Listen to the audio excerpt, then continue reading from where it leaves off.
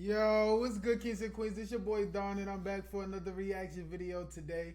If you're new to the channel, please make sure you hit that subscribe button, hit that notification bell, hit all so you know every time I post. If you're not new, welcome back to the channel, man. Thank y'all for popping out. I appreciate y'all. You know how much I love y'all. So today, y'all, I'm gonna be reacting to 2020 was worse than you thought. Here's why.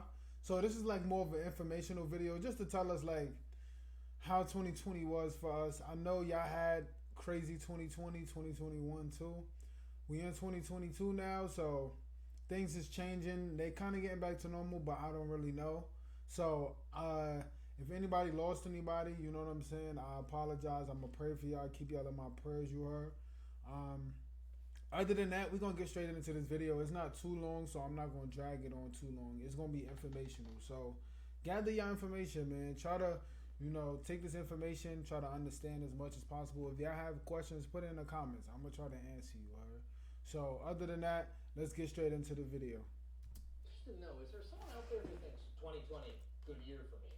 I don't know. 2020 was a bad year for a whole lot of reasons. The global pandemic, every sporting event and entertainment event put on hold. Oh, and the potential crumbling of democracy around the globe. According to a new report from Freedom House, a non-governmental organization that tracks trends in world governance, democracy itself took a major stumble and tumble, stumbling and bumbling in 2020. As a lethal pandemic, economic and physical insecurity, and violent conflict ravaged the world in 2020, democracy's defenders sustained heavy new losses in their struggle against authoritarian foes, shifting the international balance in favor of tyranny, wrote Sarah Rapucci and Amy Slipowitz in the organization's Freedom in the World 2021 report. They added this: incumbent leaders increasingly use force to crush opponents and settle scores, sometimes in the name of public health, while beleaguered activists, lacking effective international support, faced heavy jail sentences, torture, or murder in many settings. Dang. The numbers cited in the report are striking. 2020 was crazy. Kept by Freedom House, the democracy scores of 73 countries declined rather than improved over the last year, the largest number measured in the study's 15 years. And yes, if you were wondering, the United States is one of them. In fact, over the last decade, the global freedom score for the U.S. is 94. Sorry, I'm just pressing buttons. Putting it, according to Freedom House, among the 25 countries with the largest declines in that rating over the last decade. So, sidebar: the ranking system is actually pretty easy to understand. A score of 100 means the country is totally free, while a score of 0 means it's not free at all, right? So the U.S. just dropped to the equivalent of a B minus. Yikes. So like as 80? The authors wrote, quote, the final weeks of the Trump presidency featured unprecedented attacks on one of the world's most visible and influential democracies. After 4 years of condoning and indeed pardoning official malfeasance, ducking accountability for his own transgressions, and encouraging racist and right-wing extremists, the outgoing president openly strove to illegally overturn his loss at the polls, culminating in his incitement of an armed mob to disrupt Congress's certification of the results.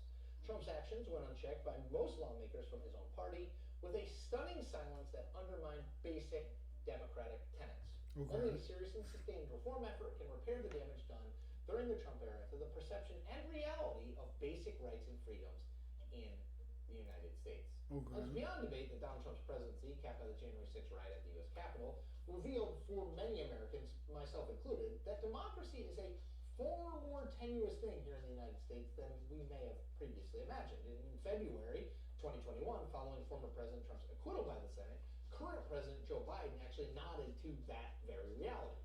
Quote, this sad chapter in our history has reminded us that democracy is fragile, said Biden, that it must always be defended, end quote. And as the Freedom House report makes clear, the erosion of freedom in the United States isn't just about, well, the United States. Scenes like the ones on January 6th are broadcast literally around the world and actively used by authoritarian leaders to suggest America and its democracy has failed. Quote, rulers and propagandists in authoritarian states have always pointed to America's domestic flaws to deflect attention from their own abuses. But the events of the past year will give them ample new fodder for this tactic, and the evidence they cite will remain in the world's collective memory for a long time to come, wrote Rapucci and Slipowitz, adding, after the Capitol riot, a spokesperson from the Russian Foreign Ministry stated, quote, the events in Washington show that the U.S. electoral process is archaic, does not meet modern standards, and is prone to violations, end quote. I think everything is. President said the incident, quote, show that the U.S. has no moral right to punish another nation under the guise of upholding democracy.